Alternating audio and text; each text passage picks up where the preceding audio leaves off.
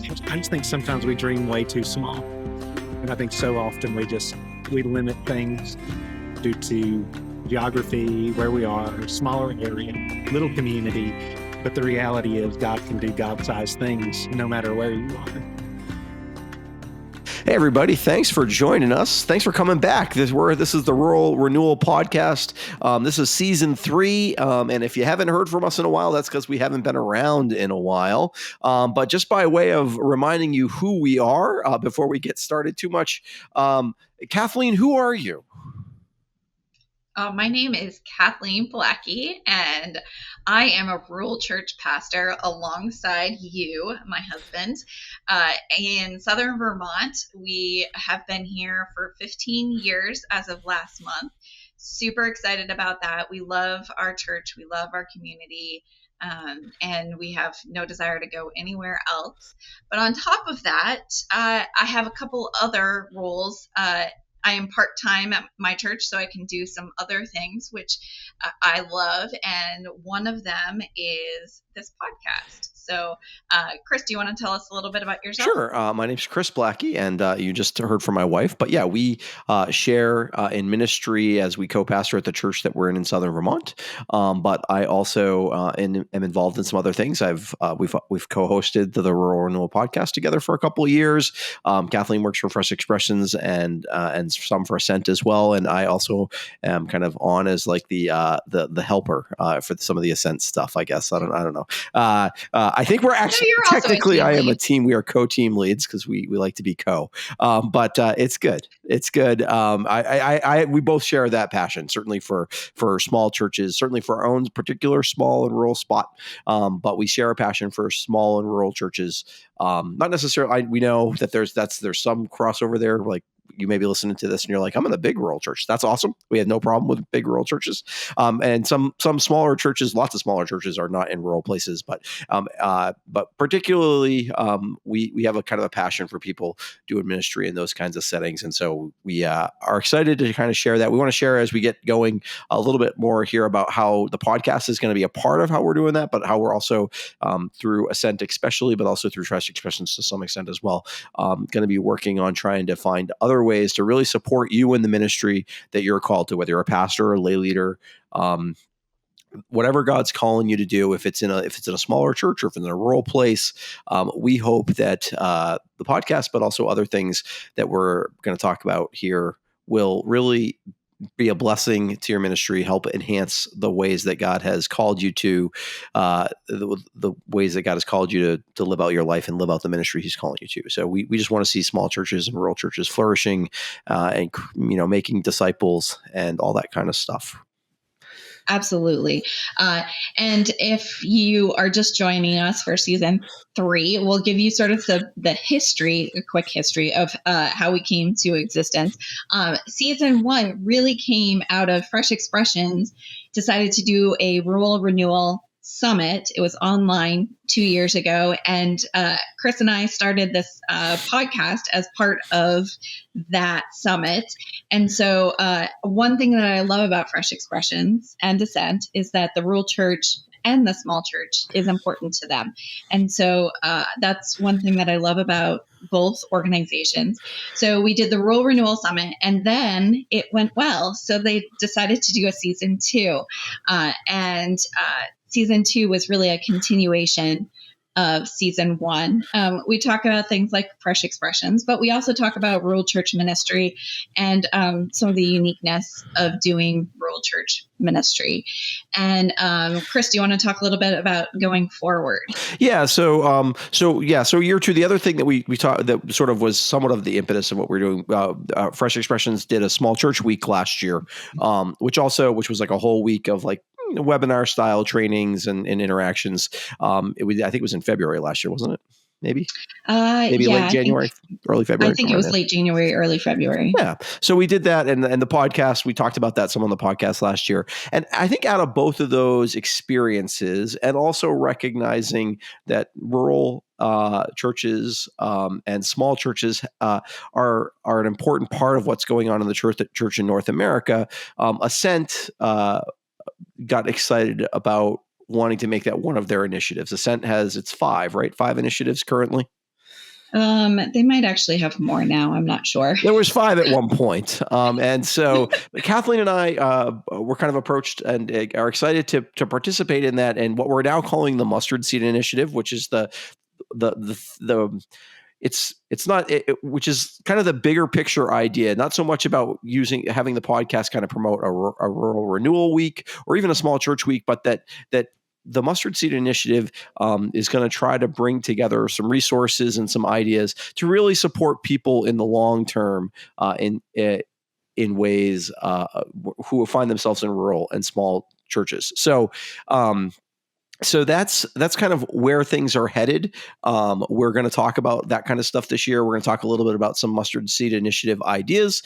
They're really just coming together. So if you want to provide some feedback, we certainly want to hear from people as they think about things that are going to be helpful. Next week, actually, we're headed to the Ascent Curators event where we're hopefully going to talk to a bunch of people about that kind of stuff and see if we can really kind of find some ideas. We have some ideas, but we'd like to find some other ideas. Bring people alongside who are interested in trying to help this ministry and the support for these kinds of ministries grow. I don't know if that was exactly what you were looking for, Kathleen, but there you go. No, I appreciate that. And if you do have, if you all have thoughts, we would love to hear them. And the best way to get a hold of us is to send us an email at podcasts. That's with plural, podcast at freshexpressions.com. And it will go right to my inbox. So I will, I will be looking out for that. And I really appreciate knowing that you all are participating in this, because it's still evolving and we're still figuring it out. And I'm really excited about it. And Ascent really is about creating collaborative connection for the church to live out the Great Commission in today's context in North America. So I'm excited to see where God's taking us on this journey. And I'm really excited about what we're doing with the Mustard Seed Initiative. I think it's definitely needed in our small and rural churches. And so I'm glad that we get to be a part of that. Yeah, and one of the things that you do by shooting us an email is simply you get on our radar, so we can, as we start, and we will certainly give you other ways to do that, so that we can make sure that we're reaching out to you as we start to do that in ways besides the podcast. But we want to have this, have it be a conversation between people where you all get a chance to give input as well. We're excited about that. I think we are frustratingly like that to our church sometimes, where we really want them to also participate in kind of figuring out where God is leading us as we go. So we'll be frustratingly like that with you as well. Which means you got to participate if you want it to go anywhere. So, okay. So a couple things a couple specifics about the podcast season this year. Not all of our episodes, but a bunch of our episodes were actually recorded last fall. The interviews for them were recorded last fall at the Baptist General Association of Virginia. That's the BGAV. If you are kind of in Baptist lingo, annual meeting. Baptist General Association of Virginia has been a big supporter of Fresh Expressions and Ascent over the years, and we've gotten to go a couple times to their annual meeting. And this year we brought the microphones down. We interviewed a bunch of people who sometimes who are either pastoring or have pastored in small places, or work with organizations that work with churches in small and rural places. And so we want to share some of those podcast interviews with you. A couple of caveats about that. We did this in a hallway. Literally. It was yes. And it was a hallway that sometimes was quiet and sometimes was not as quiet. So the audio is going to be not as amazing. But if you've ever listened to podcasts where they do live interviews, some of the fun is that it's a live interview and that you're seeing people. We get to actually be face to face with the people that we're interviewing. But you got to deal with the audio is going to be what it is going to be. So it'll probably be better than I'm thinking it's going to be. But, Joel is amazing. He does our audio for us, and I'm sure he's amazing about that. But anyway, so we're just kind of going to talk about, we just wanted to kind of let you know that up front. And we will do other interviews kind of in the style that we have. And the general pattern of the podcast is going to stay the same, where you're going to hear from Kathleen and I in the beginning a little bit, and then we're going to have an interview. You might hear from us very briefly at the end of the podcast, and we'll try to, be good about our time as well, because we know you're busy and we don't want to take up more of your time than you have. So yeah, that's anything else we need to warn them about before we get going, Kathleen? I think we've covered as much as we need to cover for our today's episode. But as we were preparing for recording today, it's been a little bit of a time since we last recorded, and we thought this would be a quick, 15 minutes of prep and recording. Did not happen that way, did it? No, it did not. And, it got us thinking a little bit about how I don't know what your church does for audio video. Small and rural churches run the gamut on that, right? But in lots of our churches, things have, technology has found its way somewhat into the service. When we first came to South Londonderry, we had a little mic set up that I think they had put together maybe in the 70s, certainly not any later than the 80s. And I think it had like 3 mic inputs, and it was like back in a closet behind the church. And that was it. We did have, we could project words for songs. We did have a projector. Yes. So that's what we had. When we first started, and if you've listened to the earlier podcast, after 6 months into our time, our church building burned. There's an episode where we talk about that quite a bit, so you can look back and find that. But anyways, and then since then, we have obviously all added lots of technology back in. In the rebuilding of our building, we use, we are not nearly as tech savvy as a lot of bigger churches would be, but we certainly have more tech involved. And for lots of us as rural churches, COVID kind of brought the idea that even small churches, not all, and if you don't stream, that's certainly fine. But we still stream. We have a few people, particularly people who have kind of historic connections to church who don't live as close by, who watch our streams pretty regularly. They also tend to watch their own streams of their own of different churches. So anyway, we do still stream our church services. And if you do that in a small church, tech goes so well, doesn't it? Every week is perfect, right, Kathleen? And no problems. Well, I was thinking, so like a week ago, we had town meeting. And of course, our town doesn't have a ton of tech or a ton of sound equipment. So we lend them a lot of our sound equipment, but we don't have extra. So we unplug our mixing board and stuff for worship and bring it over. And then inevitably, when we bring it back and plug everything back in, there's always some sort of glitch. Yes.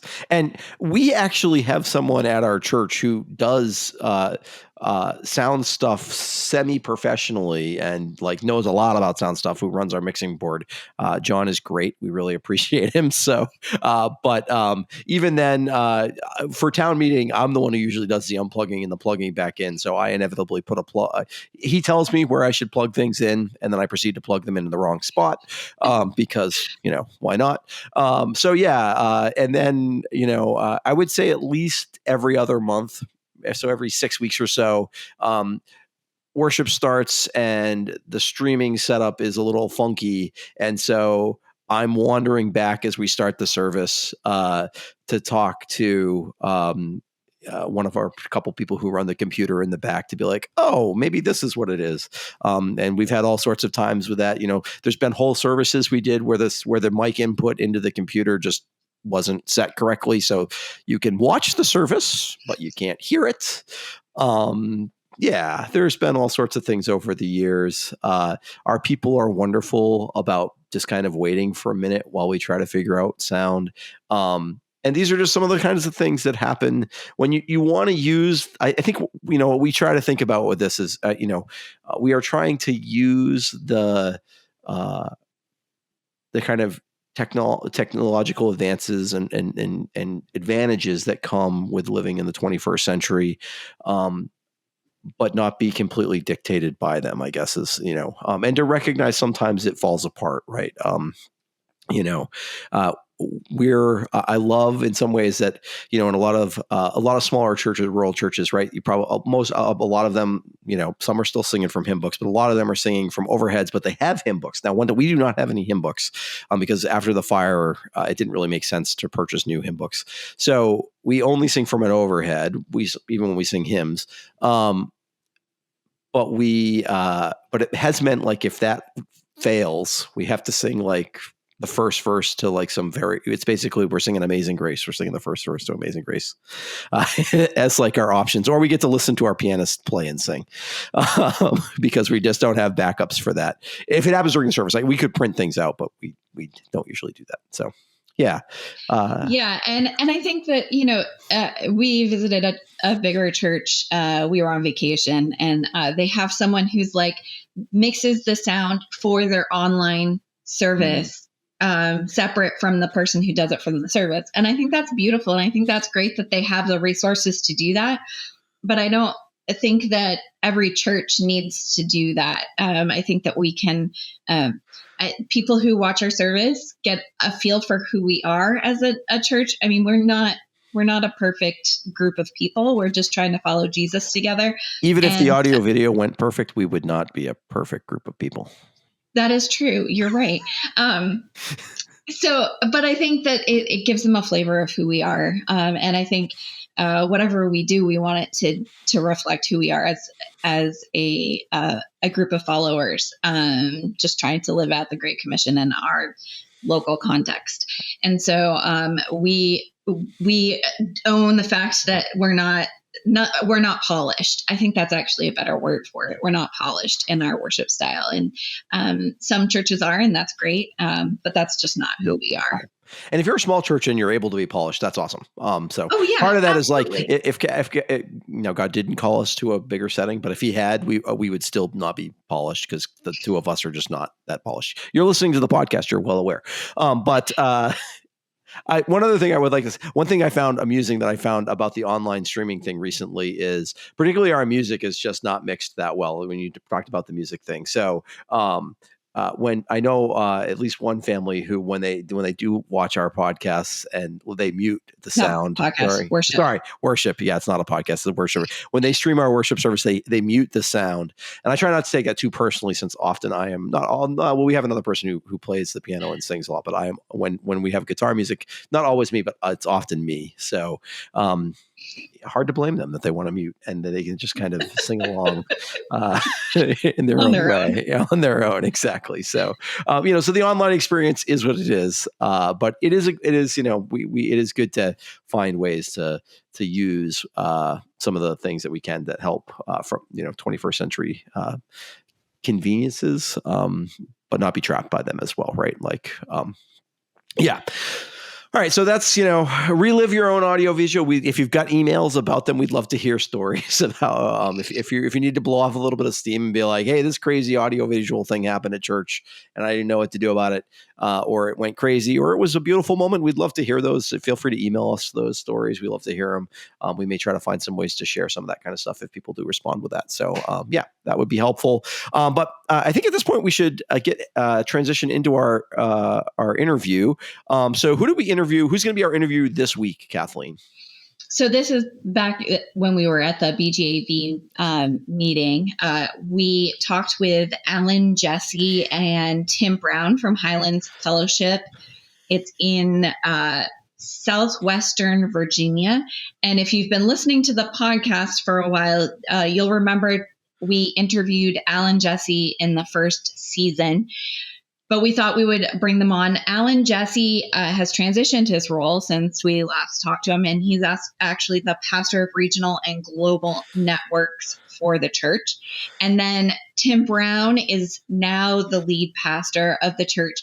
And this is a unique church, at least from my experience, because it's in a rural setting, but it actually has multiple campuses. And so we got a chance to sit down with them and talk to them about what ministry looks like for them, which is a lot different than it does for us. But there's definitely some places where I was encouraged and in this conversation. Yeah, one of the things I really appreciated about the conversation with Alan and Tim was that they are even though their churches certainly wouldn't fit in the small church portion of this conversation, but they fit in the rural context very well. And it's neat to hear from people with kind of a different experience in rural ministry, but also hear the ways that it's similar. And so one of the things that I found really helpful about what we talked about with them was Tim talked about their connection with basically their local police force, and particularly like with the police academy in their area that trains basically all the police officers in their area. And the way that their church has kind of partnered to help support that and build good relationships over the years, including him usually basically every year going to their graduation and having a chance to speak a little bit there. And yeah, just really the kind of stuff that is very germane to rural ministry, right? Where you're partnering with other organizations in your community to see the community, to see the kingdom of God grow, not just in your church, which is great, but also in your wider community, and to kind of help influence that to happen through your connections with those other organizations. And so the story he tells about that is really good. Alan shared a story with us as well that I think we wanted to just highlight before you get to actually hear it. So Kathleen, what was that? Alan talked about starting a group to support pastors in rural places. And this is a passion of his. And I love that he just kind of created it on his own. He wasn't looking to any other organization to make it happen, but he did it because he saw the need. Yeah, and certainly one of the things that I think we would love to do as the Mustard Seed Initiative is to help support that. So if you feel called to that kind of thing, if you felt like, oh, this thing needs to happen, there needs to be a gathering of pastors, you don't need, you can seek us out for help on that, and we would love to kind of support you in it, or you could just tell us about what you've decided to do. I love Alan, that Alan was just like, yep, I'm just going to do it. And that he's seen real fruit from that in the way that he's been able to help out a lot of pastors. You don't have to be, Alan is kind of a wonderful veteran pastor who can share some of his, wisdom gained over the years. But I think if you're interested in seeing something like that happen, you can be the catalyst for it, even if you're not maybe, if you've been not around as long as Alan has been. But yeah, so I think that was some really good stuff. Their interview is really interesting. And we're excited to start off the year talking to them.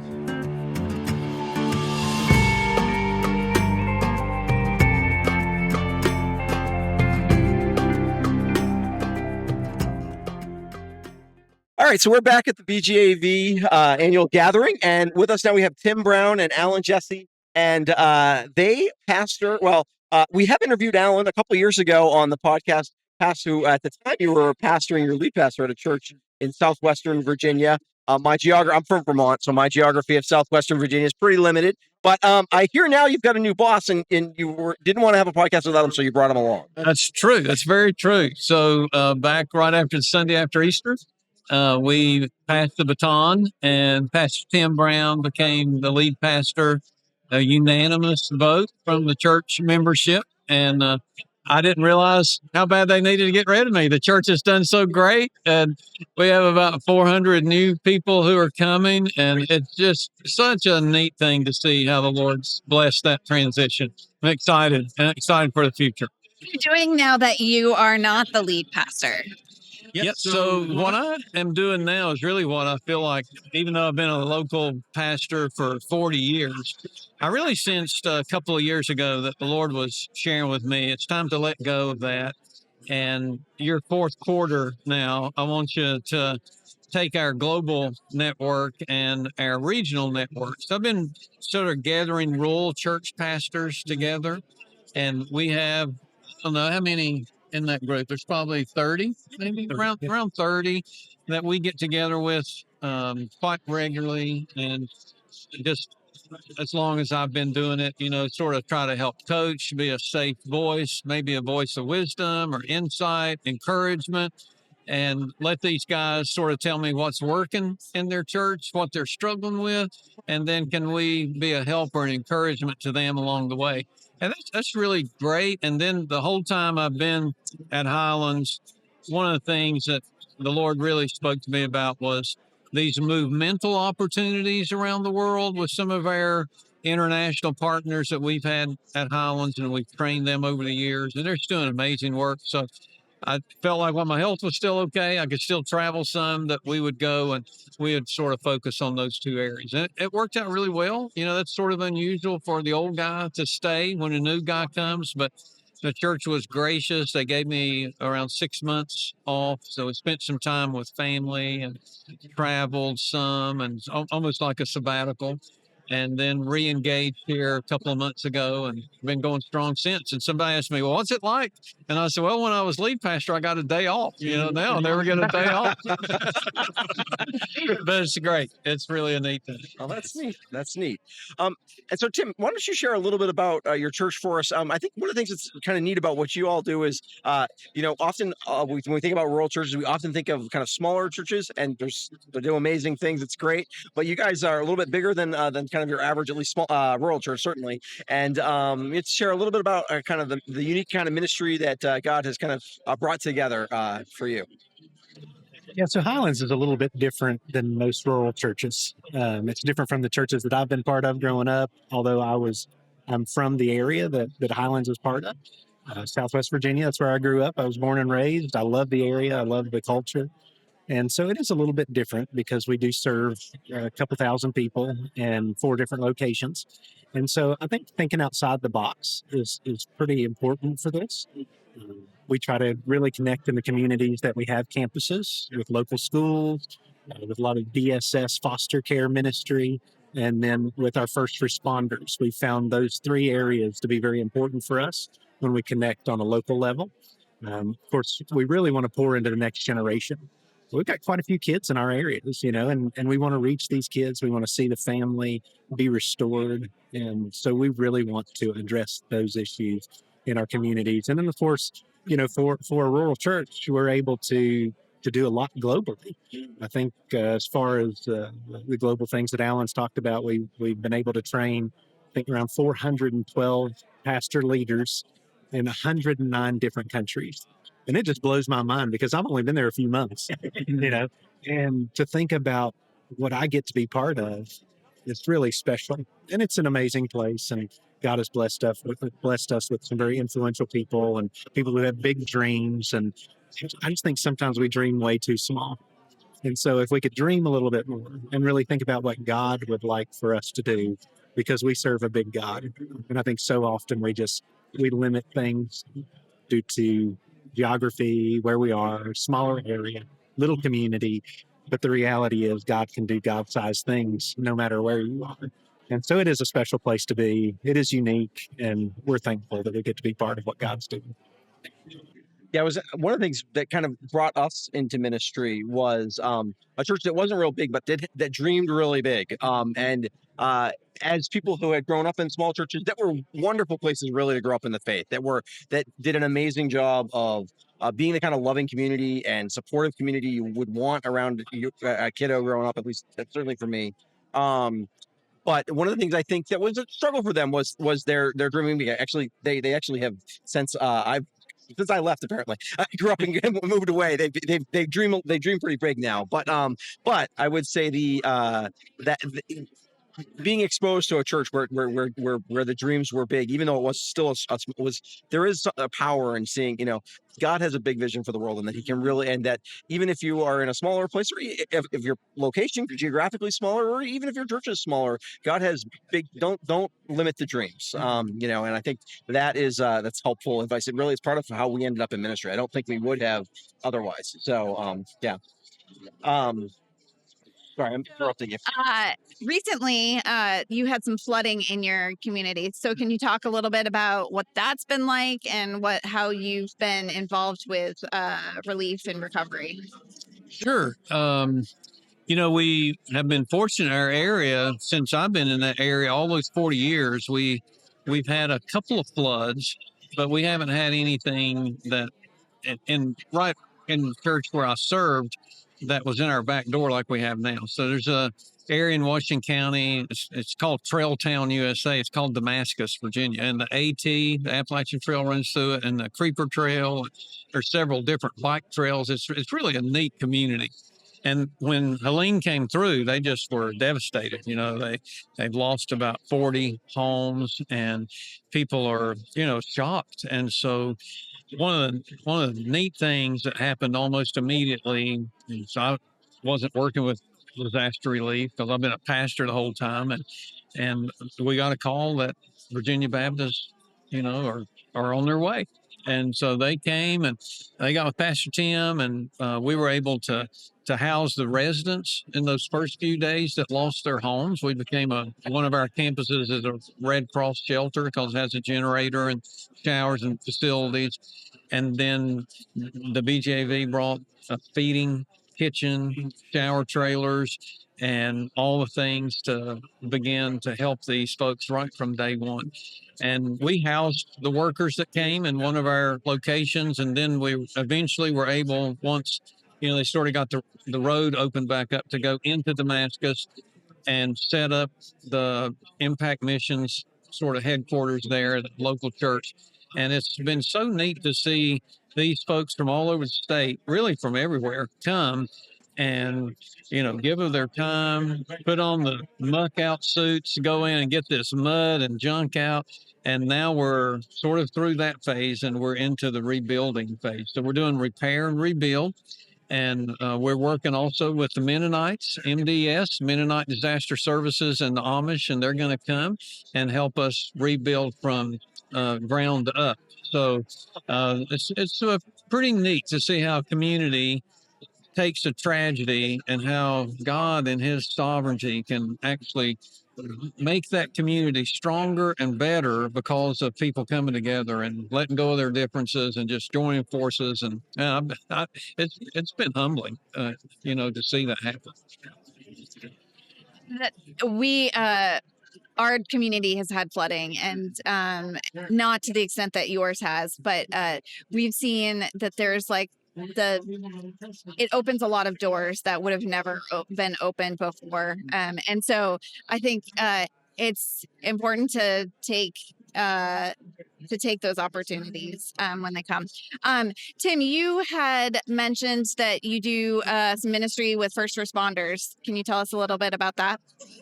There's a police training academy real close to one of our campuses, and they do a graduation every few months. And so we host those graduations, and that's proven to be one of the really, really great connections in that area because they serve a number of counties around us, really all across the region. They do the training academy there. And so they'll bring in their families, they'll be grandparents, they'll be their friends. I mean, they bring in a ton of people. We're able to feed them. And so basically every new police officer that comes to this training academy ends up coming over to the church, and we're able to love on them, give them a Bible, and really support them throughout the process. And it's a special time for them because they put so much work and so much effort into it. That's one of the ways we do. Of course, we try to, show up with donuts here and there for different groups of people and just love on the ones who really are there for us during the most important times and a lot of times tragic times. And we want to make sure to take care of them. And we believe that if we can help take care of them spiritually, they'll be able to do their jobs better. And so when they go through difficult times, when they go through challenges, they know that they can come to us and approach us in a very healthy way and know that we care.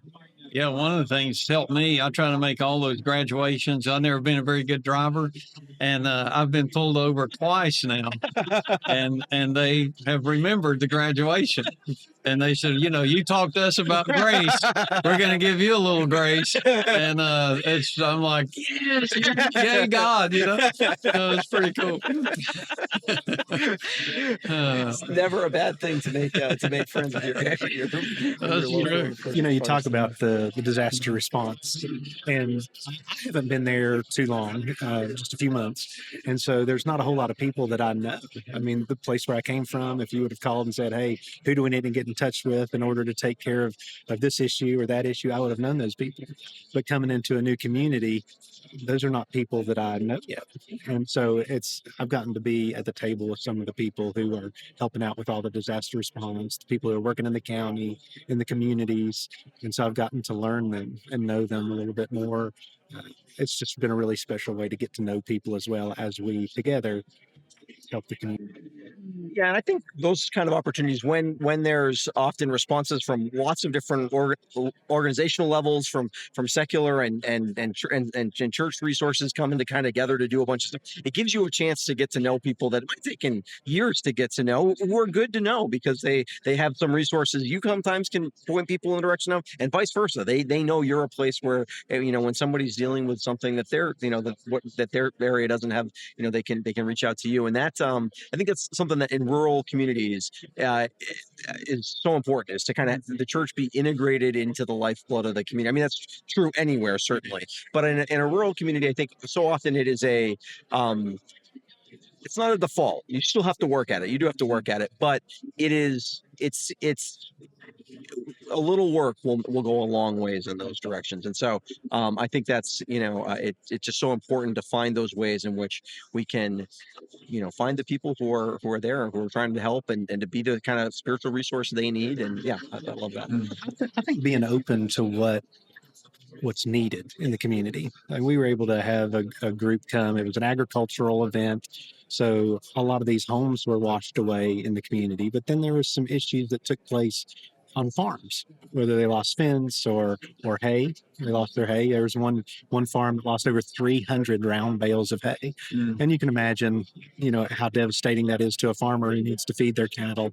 And so there are groups coming together. We were able to host an event with FEMA at one of our campuses, and there were 17 different organizations that came to help get them the help that they needed to get the hay, or to maybe get fencing fixed, whatever it happened to be that they needed. They could come, and it was a one-stop shop. It was an all-day event, and it was just us being able to say yes to them coming in, just providing space that we had that wasn't being used that day. All we had to do was say yes, and they set it all up, and it really gives a lot of goodwill for the church within the community to say they were willing to open their doors for this event. And it's just sometimes just opening up the doors and saying, yeah, come on in, use the facility. We want you to be part of what we're doing. We want to be part of what you're doing. One thing you mentioned earlier, Alan, that you were talking about was this group of 30 or so pastors that you kind of bring together. Can you tell a little bit about how that developed over the years? It's so close to, I think, our hearts in terms of the isolation that is often there, really for pastors in general, but certainly for rural pastors. And it's such a great thing to be able to really bring people together. So you talk a little bit about your history with that and kind of how it came together. Well, I started out in the coal fields in Appalachia, and I was a chemistry major and really started working part-time to make a little extra money to go to college. And my mom and dad had great dreams for me that I'd, go to med school and make money and all these. And I would go to youth. I was youth pastor of the church, and I loved that. And I thought, if I got to go to lab, again, I'm just like, this is awful. And so I really sensed during those times that God was leading me out of that and calling me into ministry. And so worked as youth pastor a couple of years, and had a chance to plant a church. It really, in those days, we called them missions. So started this little double-wide trailer. We probably had, I think, 15 people first day, and it 2 or 3 years in, maybe 30 people, it was a long time, and mowed yards on the side and whatever I could do to sort of get by. And I realized I didn't really know what I was doing. And so I'd only had chemistry training. I didn't know much even about the Bible. And so I think, well, I'm going to go downtown. They had this thing called Ministerial Fellowship, and these folks had been in this community for years and years, and they were like really, really close and older guys. And I said, guys, I'm trying to plant a church. I really need some help. And they said, we don't need another church. We got it covered, and we're not going to help you. And they didn't. And I never forgot that. And I always told the Lord, if I ever had a chance to pastor a church that would have influence, that I wanted to pay that back to those rural churches. That's where I got my start. And so I ended up staying there 25 years and outlasted all those guys, actually. But the Lord really honored that church plant. And then when I got to Highlands, it sort of was a influential church in Southwest Virginia. And I've always wanted to help pastors in rural churches. Most times they're single staff. I've been there. I know the struggles, and they need a safe voice. They need somebody that they can come to and maybe ask a hard question, and just, try to keep them in the game and to love on them and encourage them, make them feel valued. And it's been such a joy in my life to sort of build those relationships. And you know what I find? I find that most of these guys are struggling with something. They truly are. And maybe it's a marriage issue, or maybe it's a kid that's breaking their heart, or maybe they just the tension of trying to meet the needs of the congregation. And so often, as Tim said, they don't get the opportunity to dream what could be. And we try to create an environment where we give them a chance to dream again and to refuel them, to value them. So that's been a great opportunity for me, for sure. Yeah, that's wonderful. And I think the more that we can encourage those kinds of things to happen, and particularly it's so wonderful when someone who has some experience and has gone through those times. What a blessing. I know certainly I would not kind of have gotten to the places God has brought me without a lot of really wonderful mentors who kind of were there to ask those questions too, to give the voice of encouragement, to challenge me in ways I didn't think I needed to be challenged, but I did. And yeah, really, really so important. So we appreciate that work. Yeah, we really do. Wow. Thank you for your time. We don't want to take up too much of your time today. We really appreciate the conversation with you both today, Tim and Ellen. And yeah, I guess we could leave you with any suggestions, any suggestions about how to dream big. You talked a lot about how to dream big. Any suggestions about how to do that in a kind of practical way? And I don't put you on the spot here. So if you don't have any, you can just blame me. It's my fault that I'm putting you on the spot with this question. One thing, I'll let Tim go. One thing I either learned on your podcast or a podcast that somehow linked me when we connected. And it was about this lady. Maybe she was a pastor's wife or a pastor. I can't remember. She could have been the pastor of the church.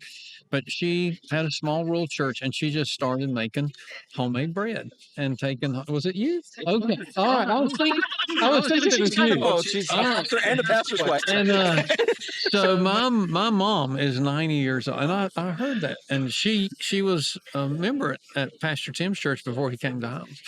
But I'm sharing that with her. I said, well, because she makes this delicious sourdough bread. And so now she, at 90, still is going into her community, taking loaves of sourdough bread. And I thought, man, that is a big dream.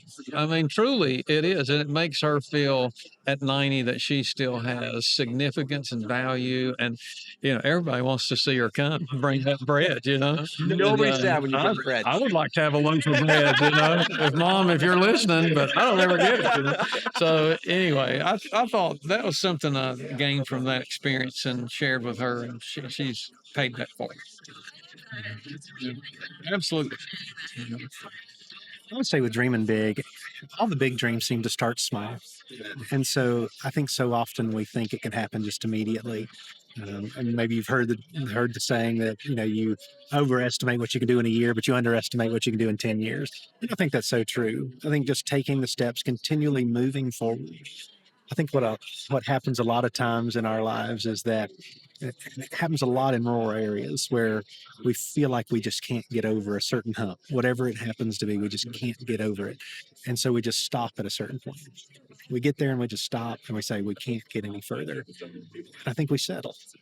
And the reality is, if we keep moving that vision forward, even if it's slowly, we will get to where we want to be at some point. Mm-hmm. But if we stop, we will not get there. And so when you think about the dreams, you got to keep pursuing them. And so often we give up on those dreams that we know God put in our heart. And so don't delay any longer. Don't procrastinate any longer. Keep taking the steps, and it may go slow. And we know that people tend to move slow, and that's perfectly fine. But we still got to move forward. We still got to keep taking the next steps toward the dreams that we believe God's put on our hearts. And so if it's going slow, that's okay. But keep taking the next step and don't stop moving forward and don't settle. Yeah, I think I got from one of Tim's sermons one time about, he said, I would rather be consistently good than occasionally great. And I thought, That's really And good. in a rural people value that in a rural place so much. That are you always there? Do you show up when it's hard? Not do you show up in a big moment or something? Do you show up consistently over time? Yeah. Oh, so that's it's a really good one. That's good. I'll have to, might have to borrow that one. We probably got it somewhere else. Hey, You're welcome to whatever. that's all good ideas, right? All right. Well, thank you again for talking to us tonight, and we look forward to continuing the conversation with you. Thank you all. Thanks. Rural Renewal Podcast is brought to you by Fresh Expressions and the Ascent Movement. Fresh Expressions is a worldwide movement of everyday missionaries who want to see churches thrive in the places we live, eat, work, and play by leveraging the creativity and endurance of the inherited church. The mission of the Ascent Movement is to create a thriving, collaborative connection for the church to live out the Great Commission in today's context. One of the initiatives of the movement is the Mustard Seed Initiative. Inspired by the message in the parable of the mustard seed, the Mustard Seed Initiative seeks to empower small churches across North America, enabling them to grow in faith and impact within their communities. To connect with this podcast, you can email us at podcasts@freshexpressions.com. Rural Renewal Podcast is hosted by Kathleen Blackie and Chris Blackie. It's edited by Joel Limbowen and produced by Kathleen Blackie and Jeanette Statz.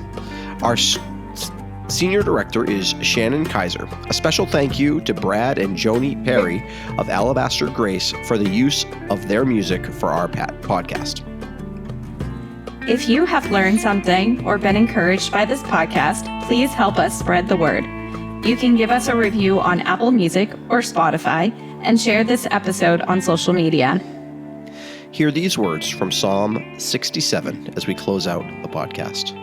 May God be merciful and bless us. May his face smile with favor on us. May your ways be known throughout the earth, your saving power among people everywhere. May the nations praise you, O God. Yes, may all the nations praise you. Let the whole world sing for joy, because you govern the nations with justice and guide the people of the whole world. May the nations praise you, O God. Yes, may all the nations praise you. Then the earth will yield its harvest, and God, our God, will richly bless us. Yes, God will bless us, and people all over the world will fear him.